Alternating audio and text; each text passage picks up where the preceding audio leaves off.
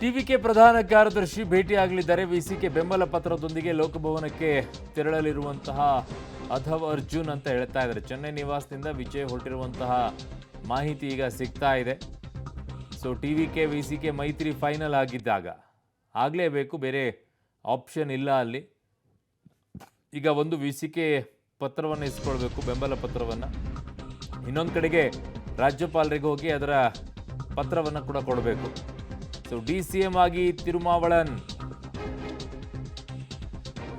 ಸಿಗುತ್ತೆ. ಈಗ ಸಚಿವರಾಗಿ 1 ಇಯರ್ಸ್ ಪ್ರಮಾಣ ವಚನ ಸಾಧ್ಯತೆ ಇದೆ. ಸೊ ವಿಸಿಕೆ ಟಿವಿಕೆ ಮೈತ್ರಿ ಫೈನಲ್ ಹೀಗಾಗಿರುವಂಥ ಬೆಳವಣಿಗೆ. DCM ಆಗಿ ತಿರುಮಾವಳವನ್ ಅವರು ಅಧಿಕಾರವನ್ನು ತಗೊಳ್ಳುತ್ತಾರೆ ಅನ್ನುವಂಥ ಲೆಕ್ಕಾಚಾರ. ಅದರ ಜೊತೆಗೆ 1 ಇಯರ್ಸು ಕೂಡ ಪ್ರಮಾಣ ವಚನವನ್ನು ಪಡೆಯುವಂಥ ಸಾಧ್ಯತೆ ಇದೆ ಸಚಿವರಾಗಿ. ಸೊ ಟಿವಿಕೆಗೆ ಬೇಷರತ್ ಬೆಂಬಲವನ್ನು ಘೋಷಿಸಿರೋದು. ಸೊ ಬೇಷರತ್ ಬೆಂಬಲ ಏನು, ಅಲ್ಲಿ DCM ಸ್ಥಾನನೂ ಕೇಳ್ತಾ ಇರೋದು, ಮಂತ್ರಿ ಸ್ಥಾನನೂ ಕೇಳಿರೋದು. ಸೊ ಹಾಗಾಗಿ ನಿಮಗೆ ನೇರ ದೃಶ್ಯಾವಳಿಗಳನ್ನ ತೋರಿಸ್ತಾ ಇದ್ದೀವಿ ಅಲ್ಲಿ ಚೆನ್ನೈನಿಂದ. ಸೊ ವೆಹಿಕಲ್ಸ್ಗಳು ಮೂವ್ಮೆಂಟ್ ಆಗ್ತಾ ಇದೆ.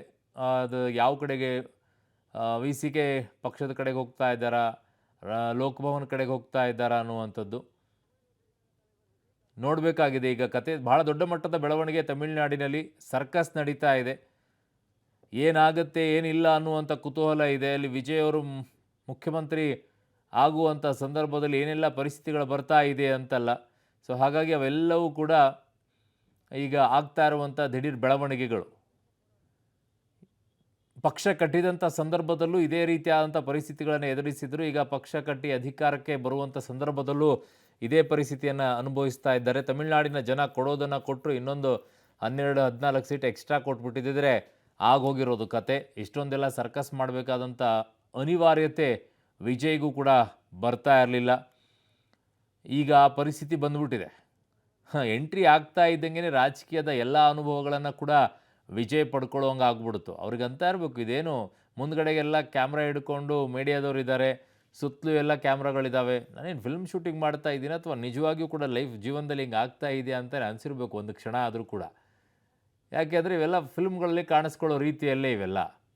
ಆದರೆ ಈಗ ನಿಜ ಜೀವನದಲ್ಲೂ ಕೂಡ ವಿಜಯ್ಗೆ ಅದೇ ಪರಿಸ್ಥಿತಿ ಇದೆ. ಬಂದರು, ಎಂಟ್ರಿ ಕೊಟ್ಟರು, ಸೀಟು ಕೂಡ ಬಂತು, ಜನ ಓ ಅಂತ ನಿಲ್ಲಿಸ್ಬಿಟ್ರು. ಮುಖ್ಯಮಂತ್ರಿ ಆಗಬೇಕು ಅಂತ ಹೊರಟರು, ಫಿಲ್ಮ್ಗಳಲ್ಲಿ ಆಗೋ ರೀತಿಯಲ್ಲಿ ಅಡ್ಡಿಪಡಿಸುವಂಥ ರೀತಿಯಲ್ಲಿ ಇಲ್ಲೂ ಅಡ್ಡಿಪಡಿಸುವಂಗಾಯಿತು. ಅದು ಕೂಡ ಸರ್ಕಸ್ ನಡೀತಾ ಇದೆ. ಎಂತೆಂಥ ಅನುಭವಗಳು ಕಳೆದ 8 ತಿಂಗಳಲ್ಲಿ ವಿಜಯ್ ಅವ್ರಿಗೆ ಆಗ್ಬಿಟ್ಟಿದೆ ಅಂತ. ದೊಡ್ಡ ದೊಡ್ಡ ಅನುಭವಗಳೇ ವಿಜಯ್ ಅವ್ರಿಗೆ ಆಗೋಗ್ಬಿಟ್ಟಿದೆ ವಿಚಾರ. ಸೊ ಹಾಗಾಗಿ ಈಗ ಒಳ್ಳೆಯದೇ ಅಂತಾರೆ ಕೆಲವೊಂದು ಟೈಮಲ್ಲಿ.